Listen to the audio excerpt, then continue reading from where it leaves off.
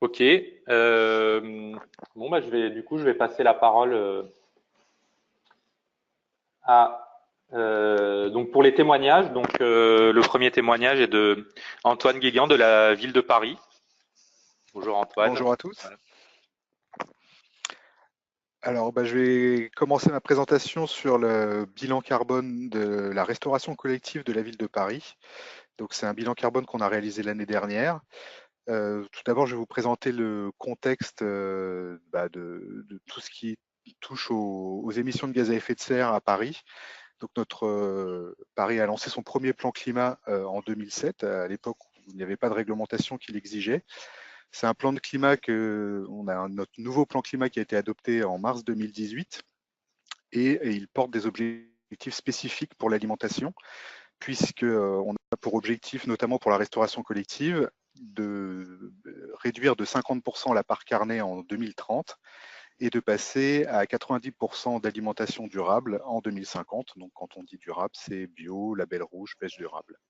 Parallèlement, on a des actions spécifiquement tournées vers l'alimentation. Donc actuellement, nous sommes dans le cadre de pour la restauration collective, nous sommes dans le cadre du deuxième plan d'alimentation durable.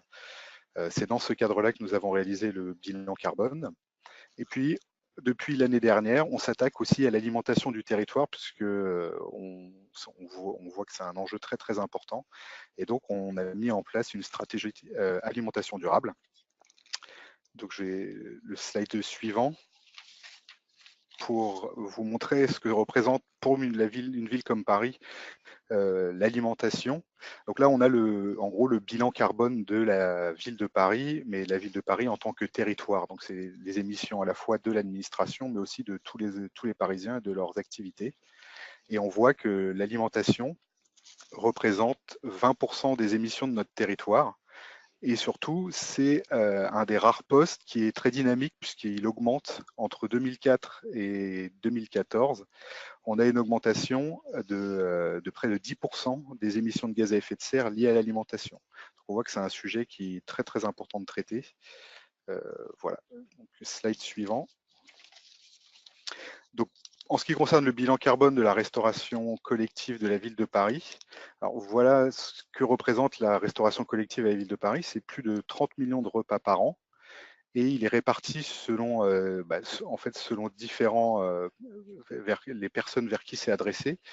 Donc on a ce qu'on appelle les CDE qui sont les caisses des écoles. Donc à la ville de Paris, on a organisé comme ça les repas de la cantine scolaire sont gérés par les arrondissements. Et donc on a 20 caisses des écoles qui gèrent la plus grande partie de nos repas puisque c'est 22 millions de repas. Puis on a la DFPE qui est en fait la direction de la famille et de la petite enfance qui gère les repas des crèches avec 2,3 millions de repas. Le CASVP, donc c'est qui s'occupe en fait des EHPAD avec 3,7 millions de repas par an.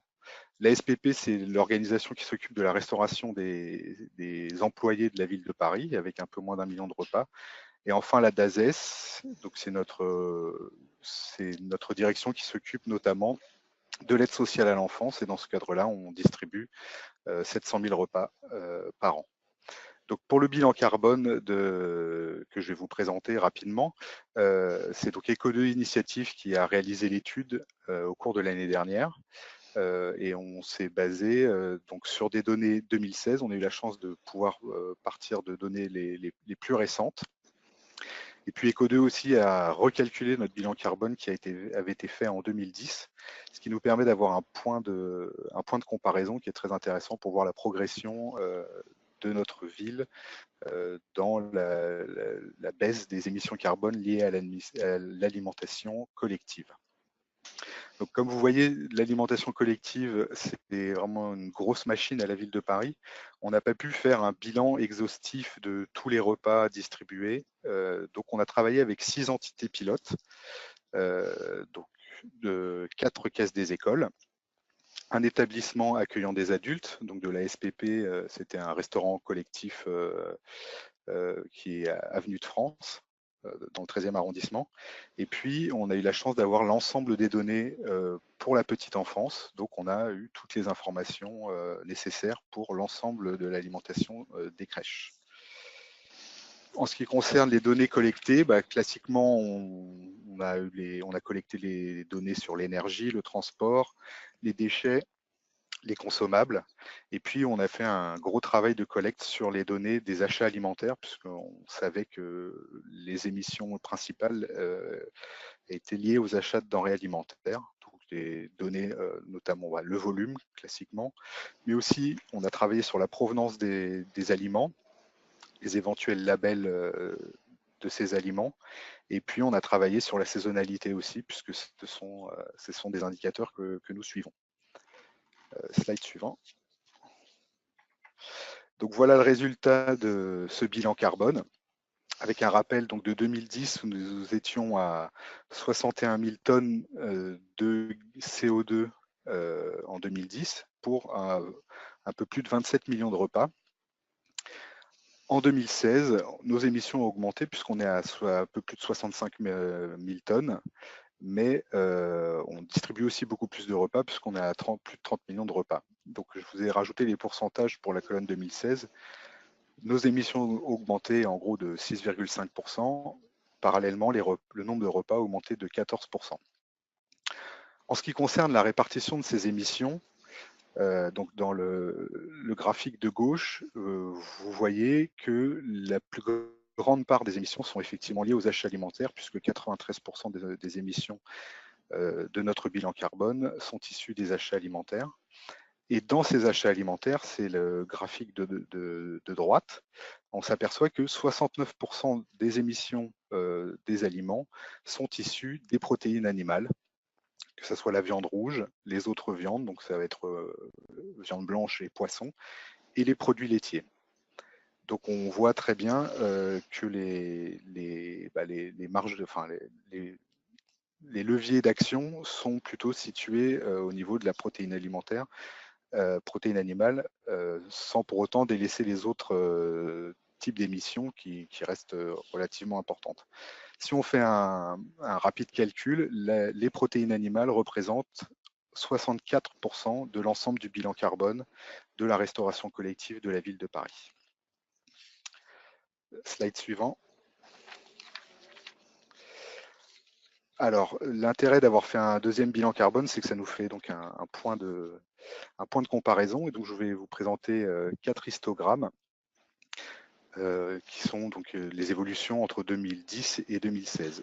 Le premier histogramme, il concerne le gaspillage alimentaire. Finalement, on s'est aperçu que par repas distribué, eh bien, le grammage acheté était en baisse. On a une baisse de 11%, qui est quand même à relever, puisque c'est lié à des actions de nos plans, ça fait partie de nos plans d'action, et on voit que c'est efficace, puisqu'on baisse de plus de 10% la consommation de denrées par repas distribué. Ce qu'on s'aperçoit, c'est que les émissions par repas, elles, baissent moins vite. On est seulement à moins 8% par repas, donc il n'y a pas une automaticité qui ferait que si on gaspille moins, automatiquement, on récupère ça en termes d'émissions de gaz à effet de serre.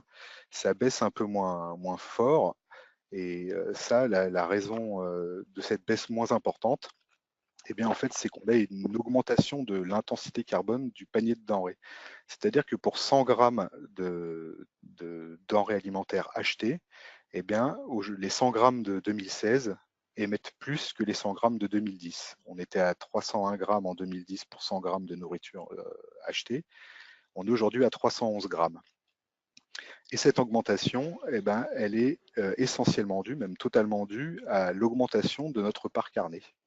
Donc on a travaillé beaucoup sur le gaspillage alimentaire, mais finalement, notre part de viande dans les repas a augmenté. Elle a augmenté faiblement, simplement 4%, mais comme on a vu tout à précédemment avec les émissions du bœuf notamment, eh ben, ça a des effets très très très importants sur le bilan carbone. Slide suivant. Donc, de ce bilan carbone qui nous a permis de voir effectivement là où il fallait agir et là où on avait encore beaucoup de marge de progression, on a sorti quelques préconisations qui s'intègrent bien dans les objectifs de notre nouveau plan climat qui a été voté donc en mars 2018.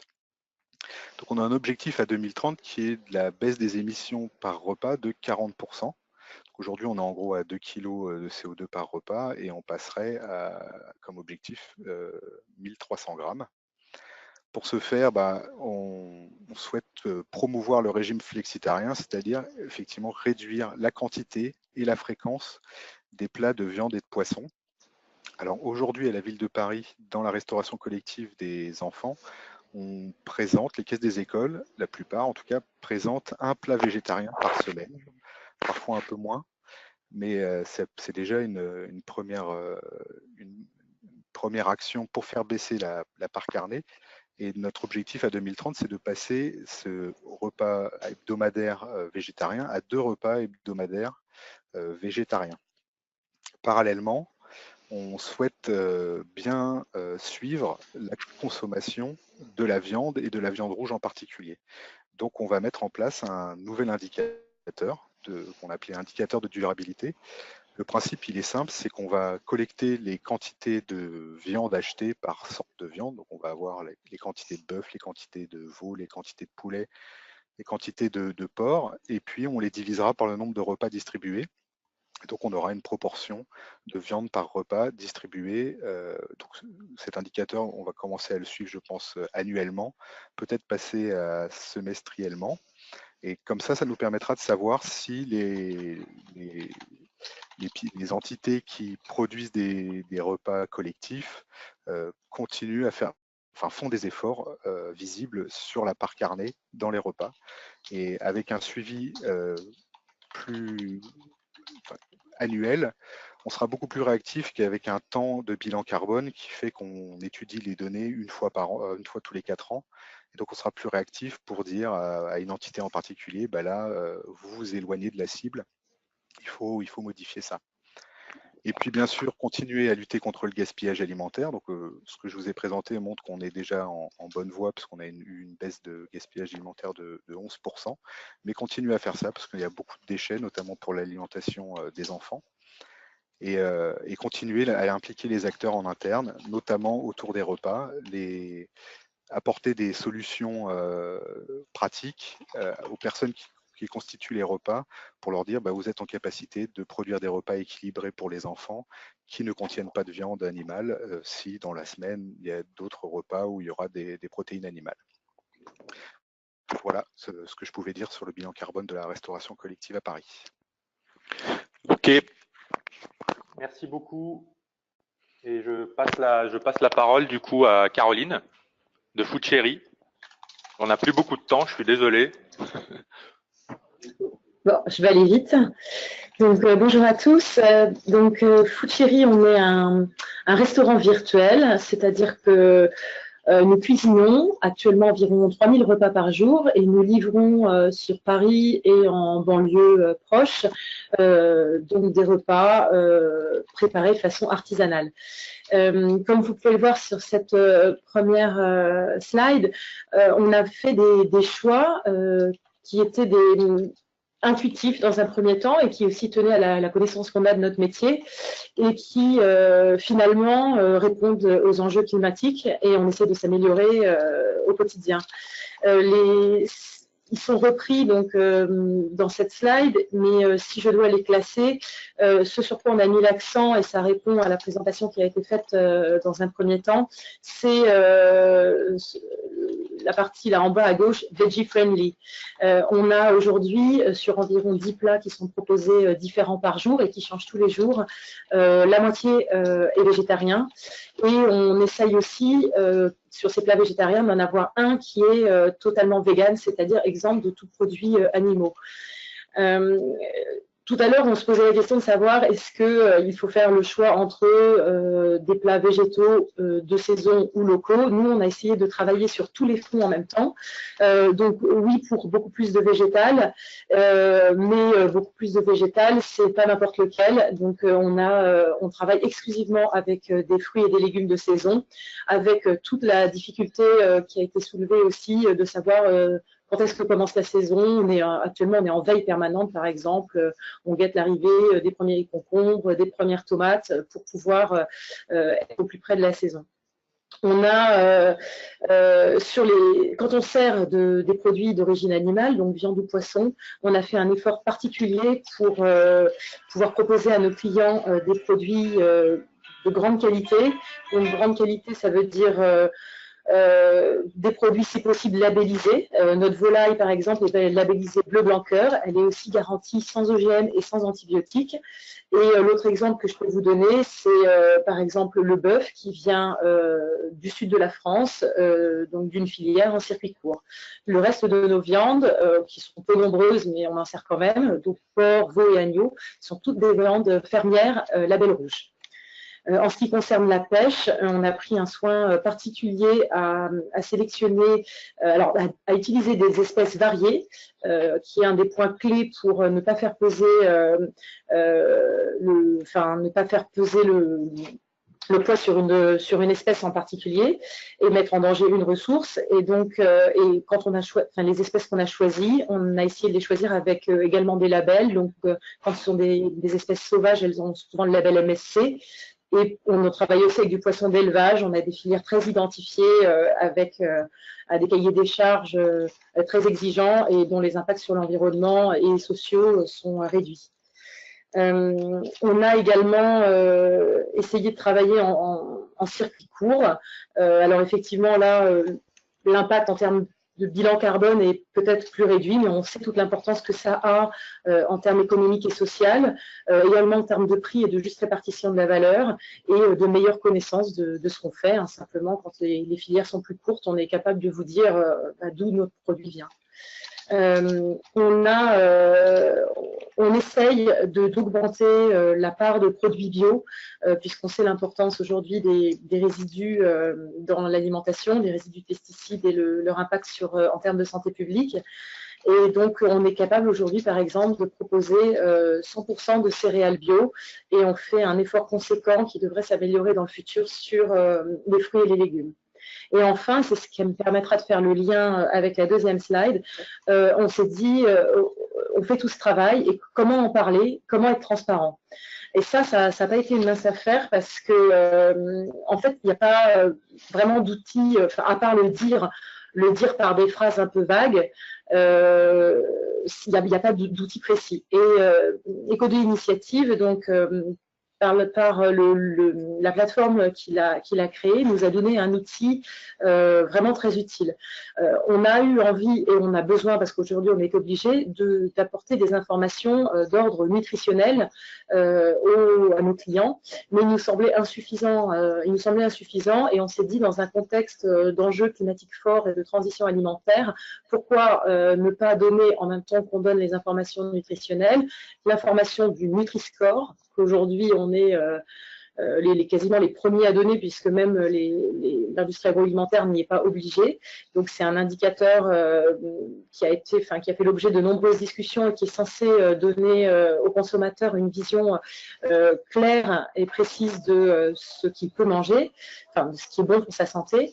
Et surtout, ce qui me semble très important, on a décidé d'être totalement transparent sur l'origine de nos produits. Et donc, comme vous le voyez sur la partie droite du tableau, ça c'est ce que vous pouvez voir, en fait cette slide, c'est ce que vous pouvez voir sur notre site.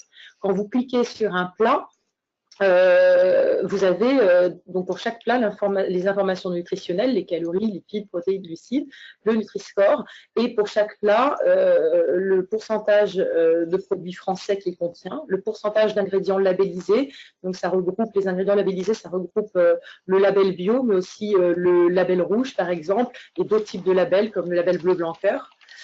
Ensuite, on a refait un focus sur le pourcentage, on a extrait de ce label, de ce calcul, le calcul des ingrédients d'origine biologique, puisque c'est quand même un marqueur fort aujourd'hui.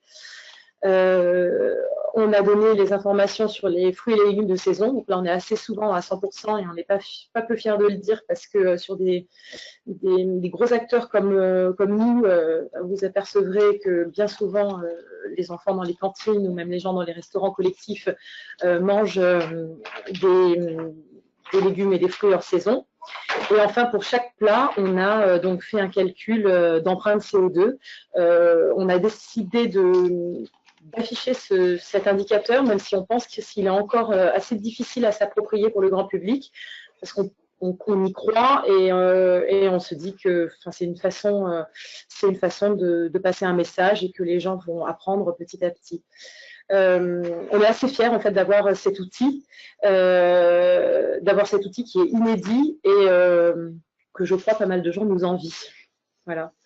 Et donc on peut passer à la troisième slide. Et ça c'est en fait ce qui nous permet nous de tenir en interne, c'est qu'on n'avait pas forcément conscience en se lançant dans le projet, mais ça nous a donné un panel, un outil finalement assez inédit et des indicateurs nouveaux qu'aujourd'hui aucun KPI, aucun outil de gestion est capable de vous donner. Donc nous aujourd'hui on est capable de dire que voilà, quasiment la moitié de nos plats à Food Cherry ont un Nutri-Score de A, qui est donc le meilleur. On est capable de dire que 75% de nos plats, donc 3/4 de nos plats, ont une empreinte carbone inférieure à 1500 grammes de CO2, ce qui est très bien puisque la moyenne nationale aujourd'hui, donc c'est les chiffres de l'ADEME, si je ne dis pas de bêtises, Chafik me corrigera, et pour un repas incomplet. Nous, alors quand même que je sois précise, l'empreinte carbone, là, c'est pour un plat donné, et la moyenne en France, pour un repas, c'est 2500 grammes de CO2. Donc, ça veut dire qu'à Food Cherry, quand vous mangez un plat qui fait entre 500 et 1000 grammes de CO2, d'impact carbone, vous avez encore de la place pour une entrée et un dessert, et vous aurez votre bilan carbone de votre repas sera tout à fait raisonnable. Et puis, ça nous a donné enfin des informations concises sur notre sourcing. Donc, nous, on sait déjà, puisque ça, c'est nous qui le décidons, qu'un plat à la carte sur 2 est totalement, est végétal. Un plat sur 9-10 aujourd'hui est totalement vegan, donc exemple de produits animaux, ce qui permet donc de réduire significativement la part, le bilan carbone. Et on sait donc tout ce que vous voyez sur la slide, c'est-à-dire qu'on consomme majoritairement des fruits et des légumes de saison, qu'on privilégie les produits d'origine française, qu'on essaye de travailler donc pour quand même 1/5 de nos produits en circuit court, c'est-à-dire en faisant du direct producteur. Donc c'est possible, même quand on est un gros faiseur comme nous, de faire du direct producteur. On n'a que 11% de produits bio. On essaye d'améliorer cette part. Et malheureusement, ce qui nous freine aujourd'hui, c'est le très faible coût des produits conventionnels qui sont extrêmement compétitifs en termes de prix. Et forcément, ça reste un frein. On n'est pas peu fiers d'afficher un produit labellisé sur 4. Et enfin, en ce qui concerne la pêche, on peut quasiment dire 100% en fait de nos poissons sont issus de pêche durable. Voilà ce que je peux vous dire sur les actions qu'on mène pour essayer d'être des restaurateurs qui travaillons en conscience. Parfait. Merci, Caroline. Simon? Oui, je suis là. Donc, on passe aux questions. Donc, une première question pour Antoine. Donc, Vincent nous signale que le GMRCN ne sont a priori que des recommandations et pas des obligations. Et pourtant, le sujet a été évoqué à plusieurs reprises, par Chafik notamment, comme un frein. Et il y a eu une question précédemment d'ailleurs sur les repas végétariens.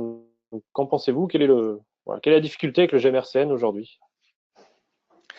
Alors, le GMRCN, effectivement, ce ne sont que des recommandations, mais ça permet aussi aux mairies d'arrondissement, notamment qui se chargent de l'alimentation des enfants, de dire qu'ils respectent des règles qui ont été dictées par une administration au fait de l'alimentation, même si le GMRCN est issu plus du ministère des Finances que du ministère de l'Agriculture ou de la Santé. C'est une base qui est difficilement dépassable puisque c'est un texte officiel. Après, dans le cadre de notre bilan carbone, on a pu voir que même avec le GMRCN, on avait des marges de progression, notamment en termes de repas végétariens et même en baisse de quantité de viande, puisque si mes souvenirs sont bons, aujourd'hui, on propose aux enfants dans les écoles parisiennes à peu près 1/3 de viande en plus que ce que le GMRCN exige au minimum. Donc on a encore des marges de progression tout en respectant cette indication. Okay, très bien. Ensuite, j'ai plusieurs questions que je vais grouper pour Caroline. Donc une une double question. Donc, une première sur qui sont les clients de Food Chéri, quels sont les plats moyens des repas et notamment est-ce qu'il y a une différence avec tous ces engagements, ces exigences et vos choix de sourcing? Quelle est l'influence sur le prix au final pour le consommateur? Alors, nos clients sont principalement au déjeuner, donc c'est des gens comme vous et moi qui travaillent la plupart en entreprise et qui commandent sur leur lieu de travail. C'est notre plus gros marché. On livre aussi le soir à domicile, mais voilà, vraiment, c'est quasiment 90%, c'est le midi. Alors, en ce qui concerne le prix, je tiens à préciser, on dit souvent bien se nourrir, ça coûte plus cher. C'est pas vrai. D'où tous les efforts qu'on a faits et toutes les progressions qu'on fait, même si effectivement j'ai évoqué le prix dans le cadre des produits d'origine biologique, on l'a fait à coût égal, voire dans certains cas inférieur, notamment quand on a des intermédiaires, quand on est allé directement aux producteurs ou aux coopératives dans notre cas, on a eu accès à des produits de meilleure qualité à un coût inférieur et en plus avec certainement une meilleure répartition de la valeur du produit. Ok, très bien. Ensuite, une autre question. J'ai deux questions autour de la livraison. Quel est le travail effectué côté Food Chéri pour optimiser vos circuits de livraison? Alors, en termes de livraison, nous, on n'a pas encore fait, mais on envisage de le faire, un bilan carbone à ce niveau-là. Il faut savoir que la plupart des livraisons la livraison se fait à vélo. Donc, en termes de pollution, c'est plutôt réduit. Et ensuite, nos circuits logistiques, pour le coup, sont très bien maîtrisés puisqu'on a une cuisine centrale qui est un laboratoire à Montreuil actuellement et qui dispatche dans environ 10 ou 12 points de logistique sur Paris et la Petite Couronne, l'ensemble des plats qui elle-même ensuite est livré à vélo. Voilà. Là où on cherche à faire un gros effort, et peut-être la question viendra après, donc j'anticipe, c'est que donc nous, notre point faible aujourd'hui, et on l'assume, on n'a pas honte, mais on a une grosse marge de progression, c'est les emballages. Évidemment, on est des gros consommateurs d'emballages plastiques. Je pourrais répondre aux questions qui vont m'être posées, mais pourquoi vous n'utilisez pas d'emballage alternatif? Voilà, on a essayé, hein, ils sont pas performants, enfin ils n'ont pas le niveau de performance qu'on recherche en termes de bien fermé, conservation, voilà, même si avec des films, nous on fabrique à J-1, donc ils sont poreux. Bref, il y a plein d'exigences quand même en termes de qualité qui sont loin auxquels répond le plastique et auxquels ne répondent pas les nouveaux matériaux, en tout cas qui sont actuellement sur le marché. Donc bref, on fait un gros travail sur ça, on est en veille complètement et c'est là où on a une grosse marge de manœuvre pour améliorer, nous, notre bilan carbone, même si au final, ce qui compte le plus, c'est quand même ce qu'il y a dans l'assiette, plus que l'emballage. Et pour finir, donc on redemande le prix moyen d'un repas chez Food Chéri. Alors, le prix moyen d'une commande, ouais, c'est ça, c'est 12-13 euros. C'est-à-dire, sachant que la plupart des gens commandent un plat et un dessert, en général, assorti ou pas, donc d'une boisson. Ok, très bien. Livré. Ensuite, j'ai une question de Laurence, donc côté Ville de Paris. La question est quelle contribution complémentaire demander aux consommateurs finaux? Est-ce que tous ces choix, notamment en termes d'alimentation durable, vont avoir une incidence sur le prix payé par les consommateurs finaux? Donc là, je comprends que ce sont les parents des enfants, par exemple, qui mangent à la cantine. Alors aujourd'hui, les repas sont déjà subventionnés en fait, donc déjà les enfants qui mangent à la cantine ne payent pas le vrai prix de ce que coûte l'alimentation. Aujourd'hui, c'est déjà subventionné. Manger moins de viande peut sans doute entraîner le fait des gains financiers pour les entités. Aujourd'hui, ce qu'on s'aperçoit, c'est que dès qu'il y a des gains qui sont faits à un endroit de l'alimentation, ils sont tout de suite réinvestis pour d'autres choses. Donc, si on mange moins de viande, je pense qu'on mangera beaucoup plus de bio, par exemple, qui coûte un peu plus cher. C'est ce qu'on voit aujourd'hui. Donc, il n'y a pas, je pense pas, de baisse de tarifs pour la restauration collective à la ville de Paris. Et donc, vu que le temps, on est déjà en train de dépasser, donc dernière question pour conclure, et je pense qu'il fera la liaison avec la conclusion. Donc, Émeric nous dit, viser de contenir le réchauffement à 2 degrés, c'est diviser par 4 nos émissions d'ici à 2050. Peut-on y arriver en maintenant une consommation de viande et tout en gardant notre équilibre nutritionnel? Je pense que c'est une grande ouverture, mais du coup, je passe la main à Shafik là-dessus pour conclure. Ok, ben c'est une question qui me plaît puisque on travaille là-dessus justement. Et alors je vous invite à, j'avais prévu éventuellement une slide là-dessus, mais je vous invite à lire l'étude qu'on a réalisée avec le WWF. Donc vous cherchez sur internet, vous tapez Code de initiative WWF, vous tomberez dessus. On a fait une étude justement qui part du panier moyen des Français, de la consommation actuelle. On a fait le bilan carbone, on a fait le bilan nutritionnel, on a fait le coût global de ce panier, et on a essayé d'optimiser tous les paramètres pour voir est-ce qu'on pouvait effectivement réduire, jusqu'où on pouvait réduire le bilan carbone, améliorer la nutrition, tout en gardant au même coût et en intégrant des produits de qualité, donc bio, labellisés, etc. Et les résultats sont assez intéressants puisqu'on arrive à réduire de 40% les émissions de CO2, on améliore la nutrition et au même prix, on arrive à introduire 50% de produits bio et labellisés. Mais évidemment, cela implique non pas d'arrêter de manger de la viande, mais de manger moins de viande, moins souvent et en moins de quantité. Ce qu'on a appelé, c'est le régime flexitarien. Mais c'est vraiment un régime flexitarien, c'est-à-dire qu'il y a beaucoup de gens qui disent je réduis la viande, mais qui continuent à manger de la viande quand même très régulièrement. Et en fait, dans ce régime, en gros, vous avez 3-4 jours par semaine où vous mangez des plats sans viande, mais il vous reste quand même 3 jours où vous pouvez manger de la viande ou du poisson. Et il est tout à fait possible avec un régime comme celui-là. Alors on va améliorer, on va augmenter les légumineuses, les céréales, etc. On va pas faire disparaître la viande, mais on peut très bien imaginer un régime beaucoup plus raisonnable, qui est d'ailleurs le régime qu'avaient même pas nos grands-parents, ils mangeaient encore moins de viande, mais qui est un régime même nutritionnellement beaucoup plus équilibré pour nous. Donc oui, c'est tout à fait possible. Le facteur 4, c'est un peu plus difficile, effectivement, mais c'est déjà pas mal d'arriver à réduire de 40% nos émissions sur l'alimentation. Ça ferait un très bon effet pour le climat. Voilà.